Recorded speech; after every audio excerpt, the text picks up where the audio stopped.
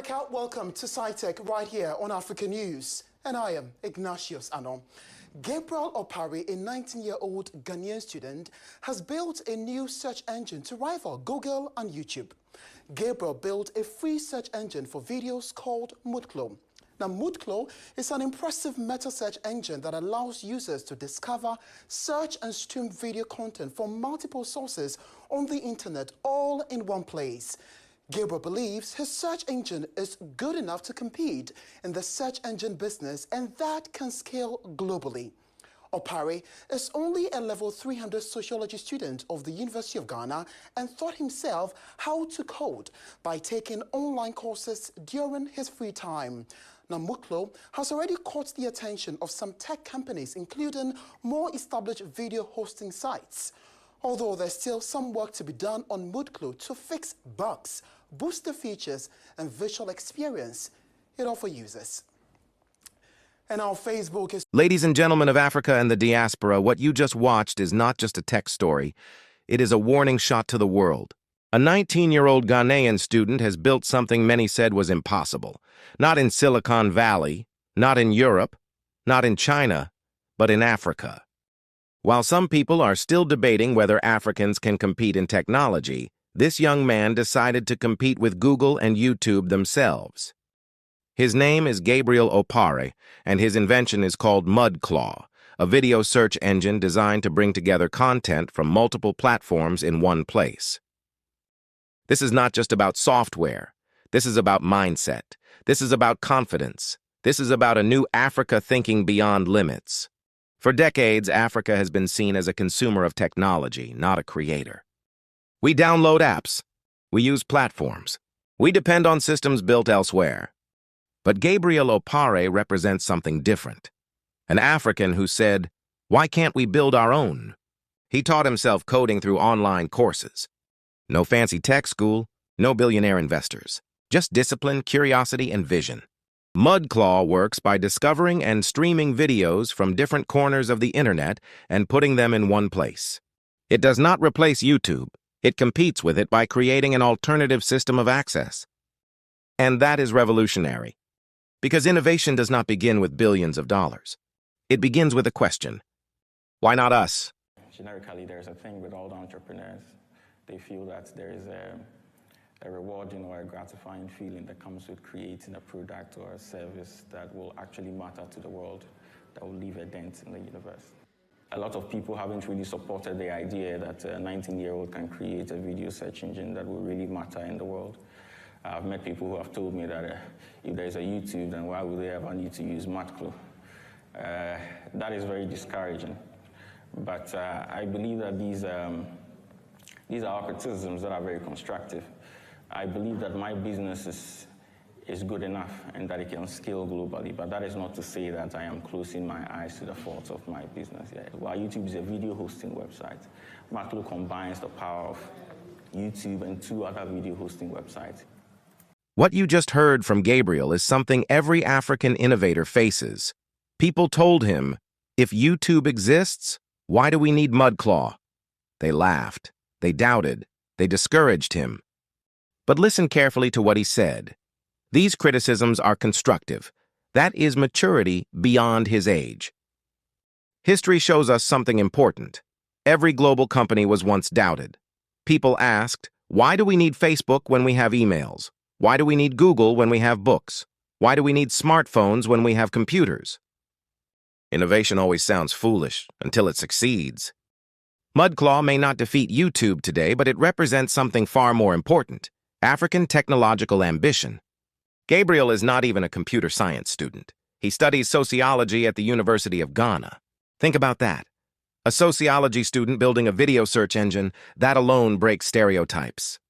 It proves that innovation is not locked inside degrees. It is locked inside curiosity. This young man is studying society while building tools for society. That is the Africa of the future. Thinkers, builders, creators, problem solvers, not just job seekers. Across Africa, a quiet revolution is happening. In Nigeria, fintech startups. In Kenya, mobile money systems. In Rwanda, drones for medicine delivery. In Ghana, video search engines.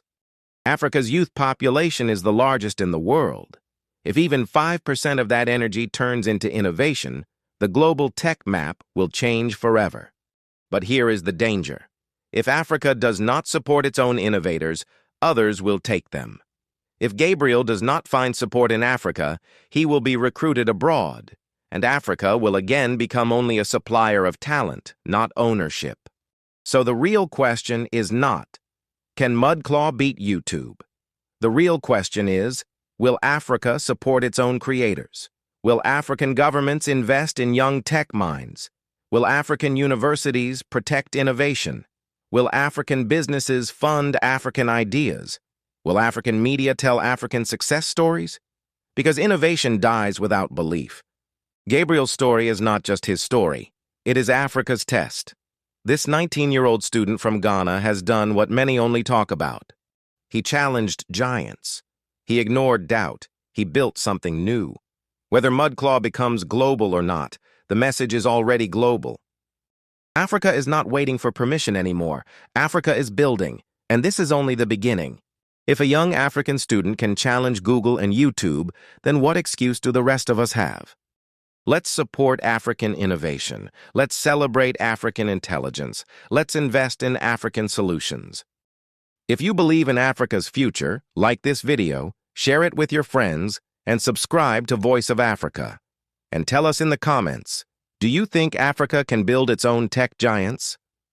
Until next time, stay informed, stay inspired, and stay proud to be African. The National Development Drive places strong attention on transport and essential infrastructure. Its main priorities include building and upgrading roads and rail corridors, improving water systems, managing waste sites, introducing air transport links, and strengthening feeder and interregional routes across all 16 regions of the country. The first stage of the plan centers heavily on road construction. Its goal is to link every regional capital, making travel between regions faster and more efficient.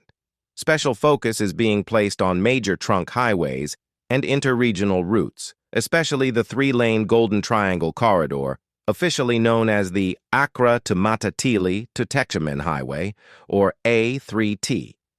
This route is expected to become one of the most important transport arteries in the nation. In the second stage, the program will extend connectivity to all 261 district capitals. Areas that are vital for agriculture and industrial production will be given top priority, ensuring that farm produce and manufactured goods can reach markets and ports more quickly to support exports. Altogether, the initiative aims to deliver more than 5,000 kilometers of new and rehabilitated roads within 3 years. Already, 32 major projects have received approval, including Cocoa Road networks in the Western North region. These are designed to improve access for farmers and boost export capacity starting in 2026. Looking ahead, the scope of the program will widen beyond transport infrastructure. Future phases will include the construction of hospitals, schools, irrigation systems for year-round farming, and even sports facilities to support community development. Rail transport also plays a major role in this vision. Plans are underway to modernize the western and eastern railway corridors to move both passengers and heavy cargo more efficiently. In addition, new light rail systems are being proposed for major cities such as Accra and Kumasi to ease urban congestion. All these efforts point toward one objective, creating a fully integrated modern transport and infrastructure network. But the deeper question remains, does this initiative go beyond transportation and represent a broader strategy for national transformation?